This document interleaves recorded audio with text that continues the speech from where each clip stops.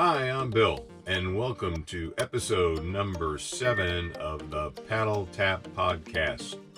Right away, you notice something's missing, and that missing is Laurie. Unfortunately, Laurie tested positive for COVID yesterday. I tested at the same time, I'm negative. So we're going to be down for a week or two, a little setback in our training, but we wanted to publish this podcast, so we're going to share with you a video that we created in November of 2017. Laurie was the first one to get engaged with pickleball. I then followed her, seeing how passionate she was about it. And, here we are today. So this is a video we made.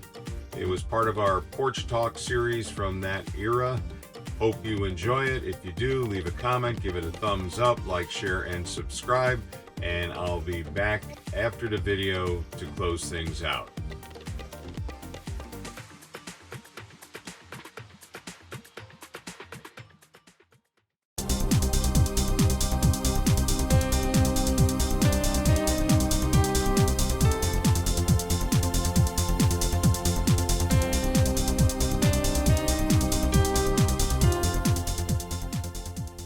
Welcome. This is Bill Poplawski to another episode of Porch Talk at 25 12th Avenue.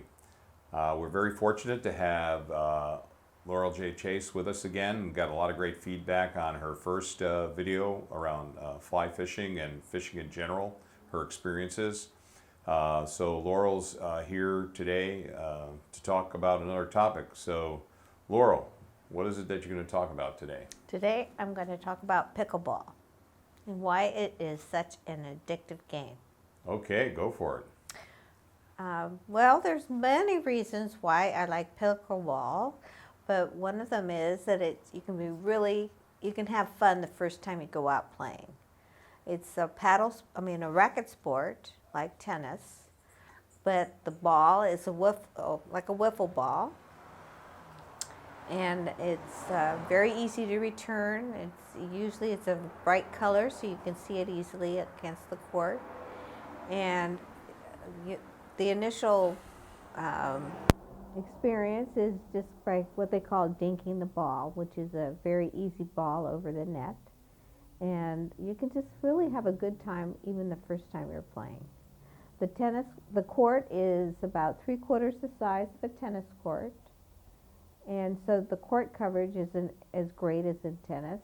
The ball's a lot lighter. The racket looks like this. It's just a small racket. And it's just really fun.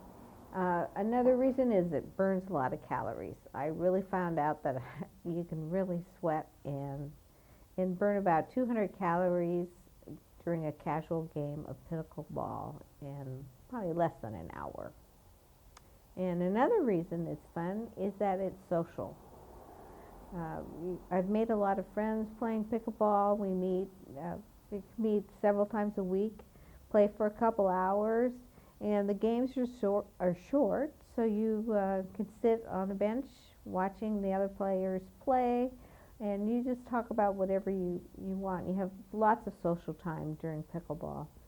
And so since I retired, I took an art class for about a year and a half, although I didn't really make friendships that extended beyond the class. I mean, they were nice people, but I don't know, I just didn't get as much of an opportunity to get to know them. During pickleball, I've just met about 20 people that I really enjoy and can spend time with, and some of them are more social and closer, but it's just really a fun game. I just can't imagine anybody who doesn't enjoy pickleball for all those reasons. It's good fitness, it's easy to play, and it's very social. So this is my first racket that I used when I first started playing, and it's by Selkirk, and it's kind of a beginner's paddle, and it kind of absorbs the shock of the ball so you don't overhit when you're playing. Then I tried another racket, and this one's by River Sticks. This is actually my favorite racket. And it's a carbon fiber racket. It generates a lot of power, but you have to have control or you can really hit the ball out of the court. And so I'm kind of toying right now between which racket to buy. This racket, which is $189, which is a lot of money for a racket, or just sticking to a everyday racket, maybe running about as low as $50, maybe to as high as $80. So there's a lot of choices, and there's just as I said, there's a lot of fun people to meet and a lot of places that play pickleball all over the country. It's the #1 growing sport across the country. Can you talk to us a little bit about how to grip the racket and how to get a good fit? Well, it's a personal choice. The only way you can decide whether you really want to choose a racket is play with it. And you need to play with it, I'd say, multiple times, because there's some of them are head heavy, some of them are racket heavy, but the one thing they have in common, they have to meet certain requirements. The racket can only be a certain surface area, so some of them have larger heads, but maybe shorter handles. Or you can get a really short racket that looks more like a cricket racket, not as large, but that small rectangular shape. And then I also have this other racket that has a really small head, but a really long handle, maybe for two-handed backhands. But this one also has a very narrow grip that's too small for me, and when I play with it, I find that I get tennis elbow. So I'm not going to choose a racket with a small handle. This River Sticks racket comes with different size handles and also different weights. And this River Sticks racket is about 8 ounces, but after I play with it too many days in a row, I end up with a sore shoulder. So if I order this racket, it's going to be a lot lighter. So.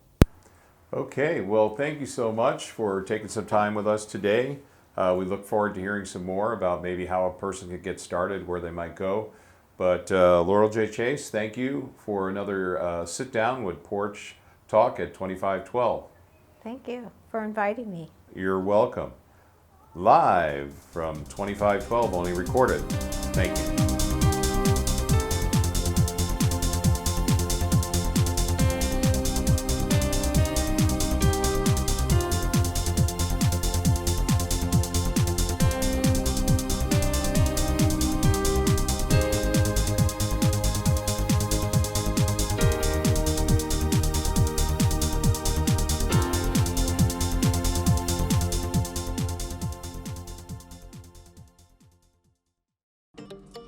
Okay, well, hopefully you enjoyed that episode that we made back then. I really no longer am providing photography services on the San Francisco Peninsula. Kind of when COVID came, I shut down my studio and those type of things, and that's okay. But hopefully you enjoyed that video. Please leave a comment, give it a thumbs up, like, share, and subscribe. Other than that, hopefully Laurie will be fully recovered, and we'll be back again next week with our next episode of the Paddle Tap Podcast. Other than that, hope to see you on the courts.